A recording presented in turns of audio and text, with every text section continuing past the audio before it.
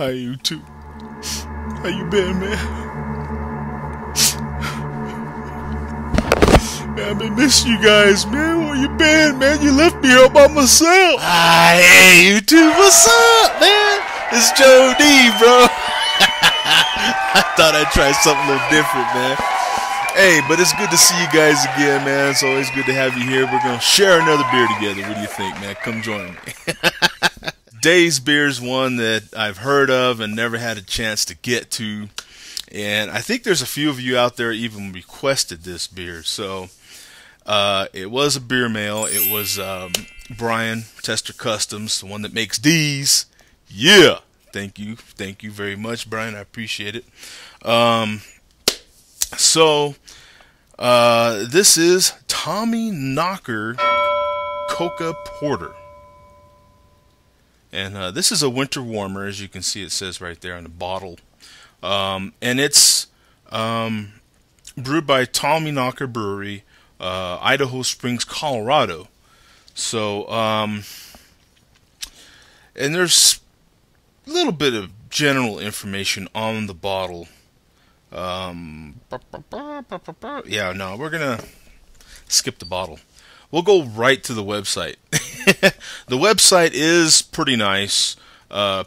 It's pretty basic, you know, which is good, you know. None of the fancy flash stuff that seems to just get in the way, you know, when all you really want to do is just find out about the beer, you know what I'm saying? Because the bottom line is it's all about the beer. It's 5.7 ABV, and it just real quick says Coca Porter Winter Warmer Ale has been specially brewed in celebration of the old world tradition of porters and European winter warmers. The addition of pure coca powder and honey to each barrel of this unique ale enhances a winter season filled with warm friendships and good times. Yeah, I'm sure if you drink enough of this beer, you're going to have a whole bunch of good times. Real quick on Beer Advocate, on TommyKnocker's website, they did such a good job of describing the winter warmer style and the beer that I'm like, well, there's no sense in going over it again on Beer Advocate. Of course, they have it as an American porter instead of a winter warmer. You'll notice that sometimes those can go either way. Some of these beers are just, you know, the styles can go so many different ways. Some of these beers now are getting so complex that they're just crossing all boundaries, and they can go several different classifications sometimes. Out of 122 reviews, this one gets a C+ on Beer Advocate. So I'm going to get right to the beer. Give this one a test here. Give this one a try. Got my towel here. For those of you that haven't seen it. Let's see. I got my I got my Leinenkugel's glass that was sent to me. I appreciate it. So I'm gonna be using that in this review. The cap is pretty nice on this TommyKnocker. I like that little guy there. Pretty cool character. And my standard opener. Yay! Let's see if we get some awesome smoke. Uh-oh. Oh, man. No smoke. I blew it. I hate when I blow it like that. Darn it. Anyway, sometimes the little this little hook part here that gets underneath the cap gets too far underneath, and then you get certain styles of bottles. See how that kind of hangs there, which won't let me take the cap off quick, which ruins your smoke. Smoke don't really matter, but it looks cool, right? So here we go. Pretty much what I was expecting, kind of a caramel, a real like burnt caramel look. Virtually no head, not creamy at all whatsoever. Very, very bubbly, if you will, as far as the head goes. Lots of little bubbles in there.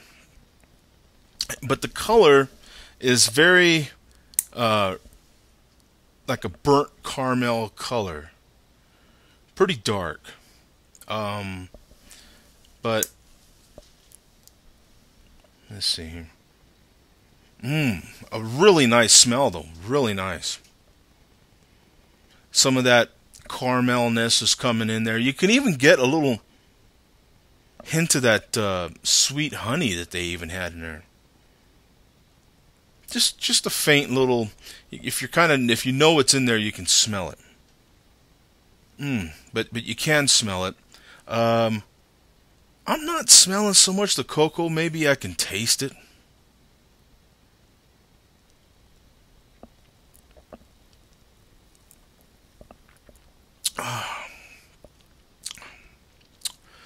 It definitely looks like it's a kind of a medium-bodied beer. It's pretty medium to heavy even. It's pretty. It weighs slightly heavy in the glass. You know what I'm saying? As far as like when you swirl it around, head doesn't come back at all, and there's no lacing whatsoever.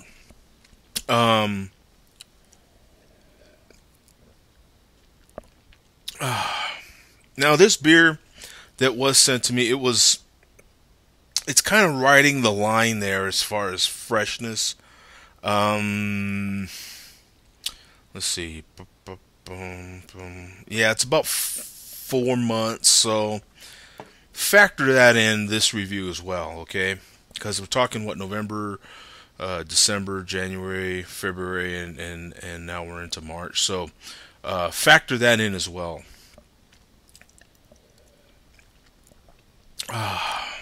Okay, the taste is kind of it's slightly bitter. Hey, I get my ear, you know. It's slightly bitter. I'm not tasting so much of that caramel.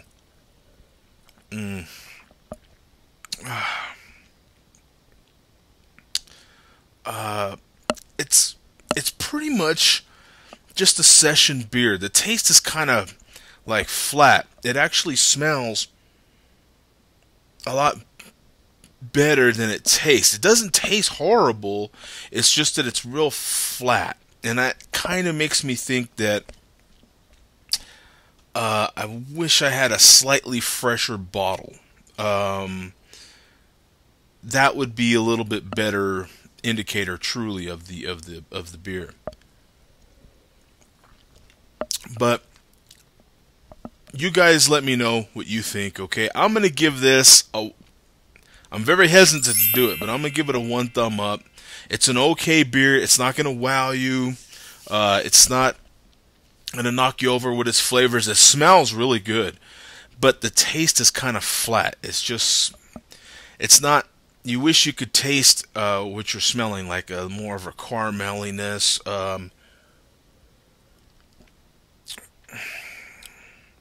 Yeah, I wish I could pull some of that in. I'm maybe getting a little bit of that honey sweetness that's in there. Maybe. Yeah,